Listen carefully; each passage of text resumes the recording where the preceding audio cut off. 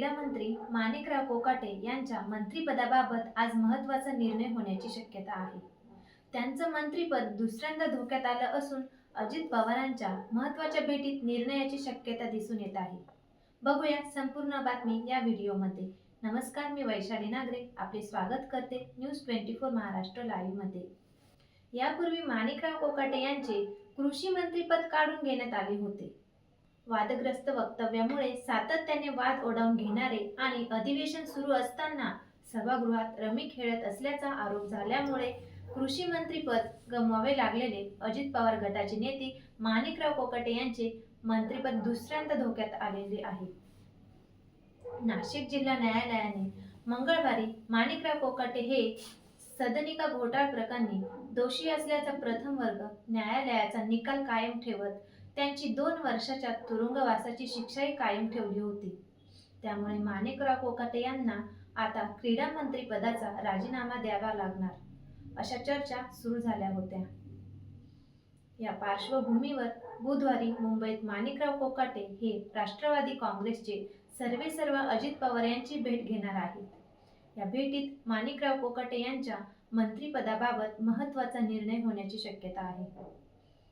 यापूर्वी सभागृहात rummy खेळतानाचा video viral झाल्याने माणिकराव कोकाटे संकटात सापडले होते. त्यावेळी माणिकराव कोकाटे यांनी मंत्रिपदाचा राजीनामा द्यावा यासाठी विरोधकांनी प्रचंड दबाव निर्माण केला होता.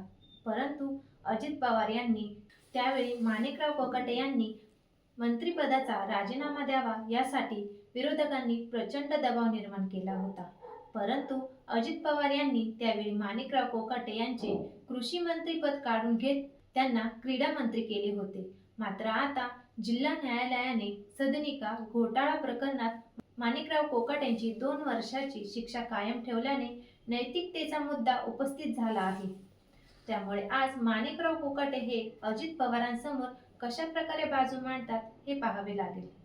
जिल्हा न्यायालयाच्या निकालाविरोधात आपण वरिष्ठ कोर्टात जाऊ असे सांगून माणिकराव कोकाटे अजित पवारांकडून अभय मागू शकतात.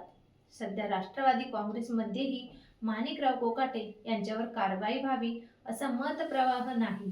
तसेच महानगरपालिकाच्या निवडणुकीच्या तोंडावर माणिकराव कोकाटेंच्या मंत्रिपदाचा राजीनामा घेण्यास विपरीत पडसाद उमटण्याची शक्यता नाकारता येत नाही.